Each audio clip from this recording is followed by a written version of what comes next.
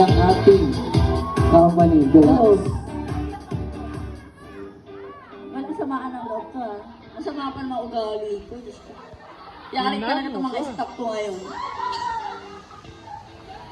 Sabihin ko, Daddy. Hi, Master. Magpakatino na kayo, ha.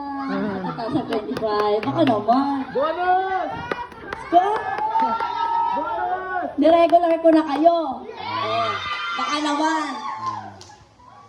Kapag meron pa rin nagloko, tanggalin na agad. Hello? So, ngayon mag-enjoy kayo. Diba? Ang dami naming prizes, so. Baka naman, hindi pa kayo magsipag sa shop. Baka naman, Cynthia. Baka naman, panay cellphone ka pa rin next year. Wow! Ay! Real talk lang to, hindi ako plastic.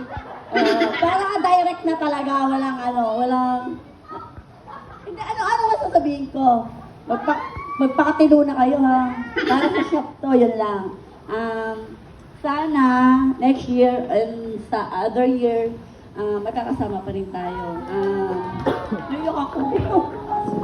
Sana mas, sana magkaroon pa tayo ng ibang branch. Diba? Tapos wala na samaan ng loob, like, diba? Ayoko yung nagtatalo-talo kayo, nag-iingit-ingit kayo dun sa, natin, sa shop. Ayoko na. Kasi hindi gagaan yung, natin, pagtakbo ng shop natin kapag ganun tayo sa loob. Karoon pa energy. Dapat lagi tayong, bati-bati, walang, plastic. Sa iba kasi marami nun eh, pero sa atin huwag natin gawin yun. Para sa atin yun, kasi kikita kami, kikita rin kayo, diba? Yun lang. Thank you rin sa inyo kasi nandiyan kayo para sa amin.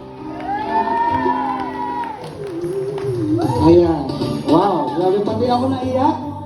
Grabe, asan na po yung makeup artist natin? Paki-retouch naman po si ma'am. Lahat po sila. Okay, upo muna tayo.